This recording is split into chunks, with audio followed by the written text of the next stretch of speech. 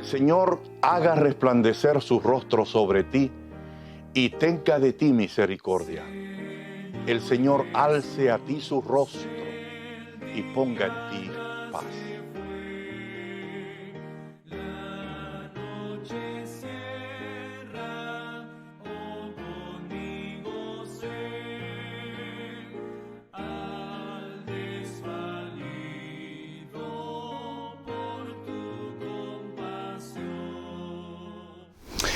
En esta ocasión yo quisiera tratar un tema que hemos titulado Profundidad de la ley de Dios y del carácter de Dios. En Hebreos capítulo 4, versículo 12 nos dice: porque la palabra de Dios es viva y eficaz, más penetrante que toda espada de dos filos, penetra hasta partir el alma y el espíritu, las coyunturas, los tuétanos, y discierne los pensamientos y las intenciones del corazón. El propósito de la ley de Dios es uno. Es solamente llevarnos a nosotros a la convicción de que por nosotros mismos no podemos ser salvos, descubrir en nosotros la grandeza del pecado, la profundidad del pecado, y llevarnos como un ayo, llevarnos bajo sentencia de muerte a nuestro Redentor, que es Cristo el Señor. Profundizando en la naturaleza engañosa y caída del ser humano, en Éxodos 20, del 17 al 12, hay por lo menos seis mandamientos que nosotros vamos de alguna manera a analizar para mostrar cómo trabaja la ley de Dios en nosotros. Los Gálatas tenían problemas serios para entender el lugar de la ley, el lugar de la fe. El evangelio que Pablo le dio se centraba en los méritos de Cristo, no en las obras de la ley.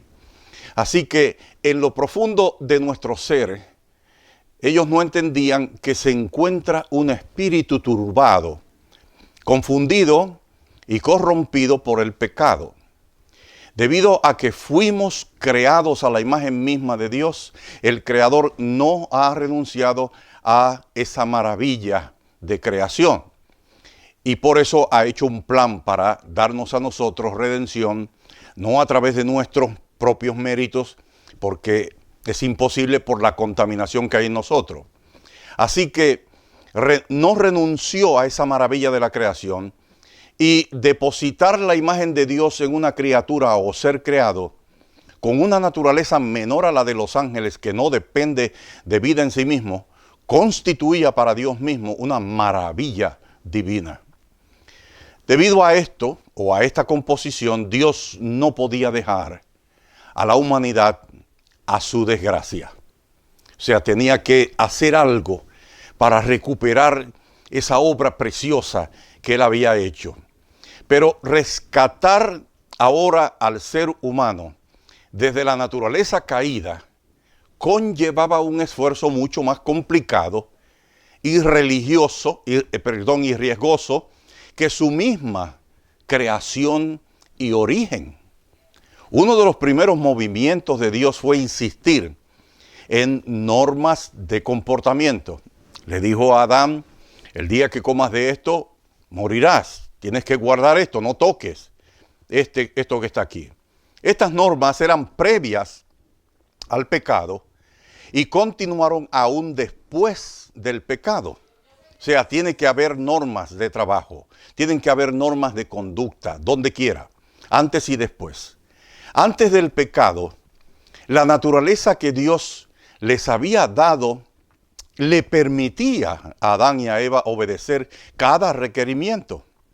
Pero después del pecado, cada requerimiento de Dios era un reto para la voluntad debilitada del ser humano y para su naturaleza corrompida. Así que Dios va a utilizar todo lo que tenga a la mano para convencer al ser humano de su gran necesidad, de su profunda caída y desde donde Dios lo está rescatando. Las leyes entonces fueron utilizadas por Dios con un propósito inverso. Si primero traían paz y seguridad y tranquilidad porque había perfección en su obediencia, ahora Dios lo va a utilizar para destapar la culpa, para destapar la gravedad de nuestra distancia con Dios. En vez de darles paz por su obediencia, ahora producían una conciencia de culpa intranquilizadora. Eso era el efecto de la ley. Todo estaba dominado por el miedo y profundo sentimiento de incapacidad. El apóstol Pablo presenta en Gálatas capítulo 3, versículo 19, una óptica del propósito de la ley. Digo que es una óptica porque hay diferentes formas de verla, diferentes ángulos. Entonces, ¿para qué existe la ley? Preguntó el apóstol Pablo. Fue dada por causa de las transgresiones, hasta que viniera la descendencia a quien había sido hecha la promesa. Permítame decirle que el pecado existe, haya ley o no haya ley. Hay transgresión, no importa lo que sea. Así que fue promulgada por manos de ángeles, por mano de un mediador. Y el mediador es uno solo, pero Dios es uno. Por consecuencia, ¿es la ley contraria a las promesas de Dios? Dice Pablo, pregunta él. ¿Es contraria a las promesas de Dios? No, de ninguna manera.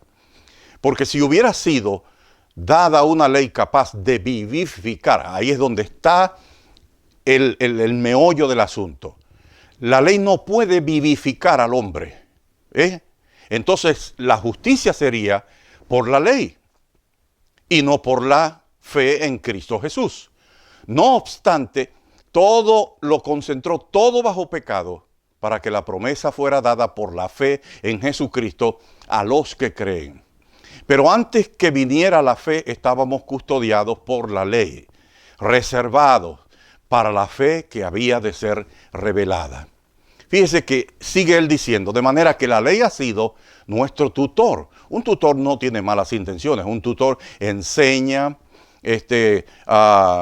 conduce, es paciente, tiene la mejor intención de que la persona aprenda. La ley es nuestro tutor para llevarnos a Cristo, para que seamos justificados por la fe, para que como ha venido la fe, ya no estemos nosotros bajo tutor.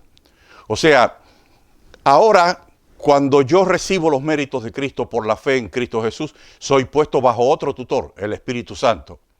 Así que todos los hijos de Dios, por medio de la fe en Cristo Jesús, porque todos somos hijos de Dios por la fe en Cristo Jesús, porque todos los que fueron bautizados en Cristo se han revestido de Cristo. Revestirnos del Señor Jesús. El bautismo es una forma incluyente, incluye a todo el mundo, da igualdad, es un estatus de igualdad frente a Dios. Y la sangre de Cristo exactamente es lo mismo, trae un estatus de igualdad. Las obras no pueden hacer eso. El que intenta traer salvación por las obras, como el fariseísmo que promovía eso, lo que hacía era que establecía un ambiente de competencia. Pero la fe en Cristo no establece competencia, todos somos iguales, todos estamos destituidos de la gloria de Dios, todo ha sido encerrado bajo pecados, todos somos pecadores, todos somos bautizados en la sangre de Jesucristo, todos nos levantamos a una resurrección de vida. Así que ya no hay judío ni griego, no hay esclavo ni libre, no hay varón ni hembra, porque todos nosotros somos uno en Cristo Jesús. Así que ya dice que ya que somos de Cristo, ciertamente somos descendencia de Abraham. Ahora sí, ahora entramos dentro de la descendencia de Abraham. Y esas obras de la ley se convierten en otra cosa en nuestra vida. ¿Cómo trabaja entonces la ley de Dios? Lo primero es que señala las conductas equivocadas, contrarias a la voluntad y naturaleza de Dios. Eso es lo primero. Así que en Romanos 7, 7 y 8 dice, ¿qué pues diremos? ¿Que la ley es pecado? No, Pablo dice, no puede ser pecado, de ninguna manera, al contrario. Yo no habría conocido el pecado, dice él, si no fue por medio de la ley. Porque no estaría consciente de la codicia si la ley no dijera no codiciar, así que él se está refiriendo a los 10 mandamientos. Pero el pecado, tomando ocasión en el mandamiento, produjo en mí toda codicia, porque sin la ley el pecado está muerto. ¿Usted ve la utilidad de la ley? Es descubrir el pecado, es mostrarnos nuestra gravedad, nuestra condición enferma, nuestra miseria, y dejar que el Señor Jesucristo, que es el Redentor, cuyos méritos y justicia han sido probadas en la cruz del Calvario, sean puestas sobre nosotros. Así que todo hábito nacido de la naturaleza humana es considerado producto del error que cometieron nuestros padres. La ley, bajo amenaza de muerte, nos obliga a encontrar al que redime al ser humano de su condición de servidumbre e injusticia. Romanos 7, del 9 al 12, dice, así que ya yo vivía en un tiempo sin la ley, dice Pablo. Pero cuando vino el mandamiento, el pecado revivió y yo morí. Y descubrí que el mismo mandamiento que era para vida me resultó en muerte. Porque el pecado, tomando ocasión por el mandamiento, me engañó y por él me mató. Note el doble trabajo que Pablo menciona ahí de la ley de Dios. ¿Ve? El mandamiento era bueno, pero finalmente me descubre el pecado que hay en mí y me sentencia a muerte. De manera que la ley ciertamente es santa. Mandamiento es santo, es justo y es bueno. El problema no está en la ley, el problema está en nosotros. Su propósito no es contrario a la promesa, pues es hacernos hijos de Dios, es traernos a quien finalmente nos declara hijos de Dios. El bautismo, como nueva norma que sustituye la circuncisión, no tiene el mismo efecto excluyente de la circuncisión, sino que inicia un estatus de igualdad bajo la redención provista por Jesús el Cristo. El propósito final es revestirnos de la justicia de Cristo en una relación de fe y no en una relación de obras de la ley que son infructuosas, no pueden darnos a nosotros el perdón ni la salvación. Así que Dios ahora, invirtiendo, haciendo una ley moral, deja claro cuál es la voluntad de Dios y qué es lo que nosotros tenemos que arreglar en nuestra vida. Vamos a invertir por un momento la ley moral. La vamos a leer de abajo del 10 hacia arriba. 10, 9, 8, 7, 6, 5. Y la vamos a leer de esta manera. ¿Por qué la vamos a leer? Para que usted vea cuán profundo es la verdad que dice el libro de Hebreos, que entra a los tuétanos, a los sentimientos, al pensamiento nuestro. Dios no dejó nada que no encerrara bajo pecado. Ese es el trabajo de la ley. No codiciarás la casa de tu prójimo. No codiciarás la mujer de tu prójimo, ni su esclavo, ni su esclava, ni su buey, ni su asno, ni cosa alguna que sea de tu prójimo. Mira, la codicia es un estado aquí, es una situación que imperceptible por las personas. Nosotros podríamos estar codiciando y codiciando por años de años sin que nadie se dé cuenta. Empieza aquí, en la cabeza. Luego se traslada a otros lugares, de otros ejercicios, otras conductas de nuestra vida. El mandamiento número 9 dice, no dirás falso testimonio contra tu prójimo. Una persona que codicia podría llegar al punto de mentir a favor de su codicia, de mentir contra su prójimo, desmantelar la reputación de esa persona, dándole a esa persona un nombre que no es el que tiene y dañarle la reputación. Así que luego de eso viene el otro mandamiento, el número 8, no robarás. Quedarse con algo que no es mío, la codicia lleva a eso. O sea, empiezan las cosas aquí, pero se van materializando en conductas nuestras. Y la ley de Dios tiene el propósito, como dice el libro de Hebreos, la palabra de Dios es más viva y eficaz, más penetrante que una espada de dos filos. Ese es el trabajo de la ley, entrar profundamente en la vida del hombre, revolcar esa concupiscencia que hay en todos nosotros y declararnos que nuestra única salvación es Cristo el Señor. No cometerás adulterio. El adulterio es precisamente, empieza con la codicia. Se empieza codiciando aquí en la mente, deseando la mujer o el hombre ajeno, y entonces luego se materializa.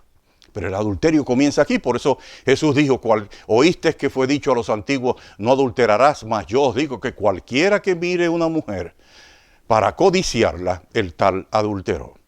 El adulterio comienza aquí, se materializa en una cama, quizás en un lecho, pero comienza aquí. No cometerás homicidio, no matarás. Matar es posiblemente cuando va escalando la violencia. Fíjese que robar, adulterar, homicidio, va escalando la violencia. O sea, si la leemos de abajo para arriba, nos damos cuenta cómo escala la violencia en un ser humano. Y finalmente, honra a tu padre y a tu madre para que tus días sean largos en la tierra que Jehová tu Dios te da. Y eso lo tenemos que tener muy presente. Los problemas que comienzan aquí podrían terminar afectando a mucha gente. A nuestros hijos, nuestras esposas, nuestros padres, nuestras madres, suegros, suegras, vecinos podrían afectarse mucho porque nuestra condición es seria. Tenemos una contaminación seria. Y si serio era el problema, más serio fue la salvación que Dios proveyó para nosotros. Ese sacrificio en la cruz del Calvario no costó 2 centavos.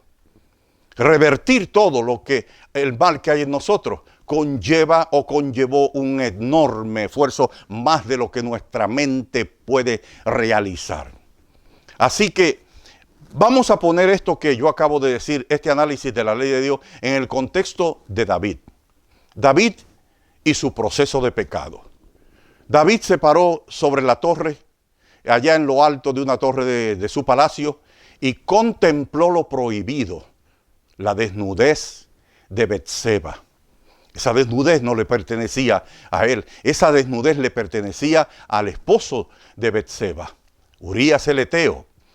Y ese acto de él que pareció inofensivo quizás para muchos o rápido, dejó una imagen en su mente que no pudo deshacerse de ella y lo llevó a cometer un acto criminal.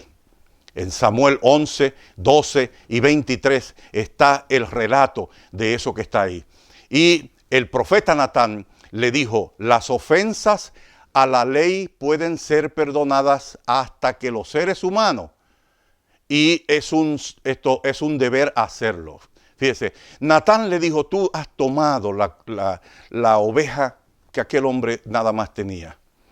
Él tenía que pasar por alto y apreciar lo que Urías Eteo estaba haciendo por él, pero no lo hizo. Así que el estado de pecado de nuestra naturaleza, pasar por alto, eso es solo asunto divino.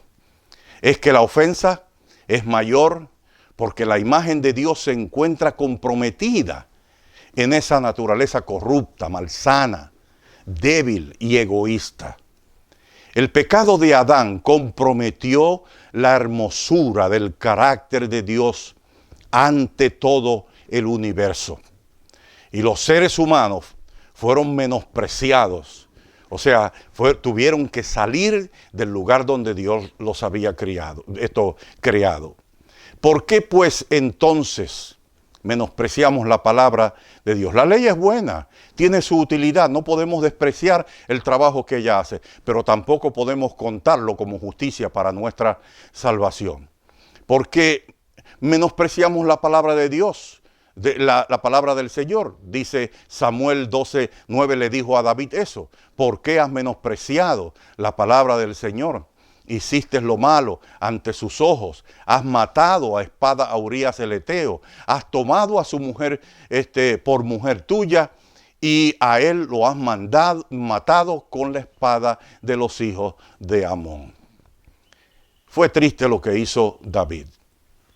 Y en segunda de Samuel, Natán el profeta lo enfrenta y lo hace reconocer su mal proceder. El propósito de la ley es revolcar toda nuestra concupiscencia y maldad, demostrarnos cuán lejos ha ido nuestra caída, nuestro mal proceder. Si el cielo se lamentó de la caída de aquel ángel de luz, ¿cómo no se lamentará Dios de nuestra miserable situación? La ley, Cristo, el Espíritu Santo, todos ellos son elementos de nuestra restauración. Así lo diseñó Dios y así ha trabajado por años. La ley se encarga de señalar un sinnúmero de conductas, Cristo ofrece aceptación y el Espíritu de Dios se encarga de transformar. En Hebreos 4:12 dice, porque la palabra de Dios es viva y eficaz y más penetrante que toda espada de dos filos, penetra hasta partir el alma y el espíritu, las coyunturas y los tuétanos, y discierne los pensamientos y las intenciones del corazón. Aplicando esto a la ley de Dios, nosotros nos damos cuenta cuán profundo es el trabajo que hace la ley de Dios. Así que termino diciendo la palabra del apóstol dirigidas a Tito, su joven ministro. Y esta se la repito a los líderes que hoy me están escuchando. Estas cosas habla, exhorta y reprende con toda autoridad.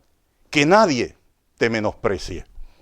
Y yo en esta hora vuelvo a insistir en que la noche está por llegar. Llegará la noche en que nadie puede obrar, en que no tendrás la oportunidad de decir estas cosas, de aprender estas cosas, de poderlas esclarecer. Cristo es nuestra justicia, es nuestra salvación. El mensaje de la justificación por la fe no puede ser ignorado, porque es nuestra única puerta al reino de los cielos. Las obras de la ley son funestas, no pueden degenerar en mí la justicia que Dios requiere para que me dé el perdón, me otorgue los derechos que Adán y Eva perdieron en el jardín del Edén. Me devuelva la vida eterna, me devuelva el derecho a un hogar, me devuelva la comunicación directa con Dios. O sea, las cosas que perdieron ellos allí no las podemos recuperar por nuestro buen comportamiento. Pablo dice claramente que por las obras de la ley ninguna carne se justifica delante de Dios. La sangre de Cristo, la cruz del Calvario, contiene los méritos, la justicia que nos es imputada, nos es acreditada a nosotros para ser contados como hijos de Dios, para que ante los ojos de Dios nosotros luzcamos como que nunca hubiésemos pecado. Porque al vernos a través de la justicia inmaculada del Señor Jesucristo, nosotros no necesitamos añadir nada más. Una vez que somos justificados por la sangre del Señor Jesucristo, el Espíritu de Dios se adueña de nuestra vida, se apropia de nuestro corazón y de nuestro ser y de nuestro espíritu, y empieza la obra de restauración en nuestra vida.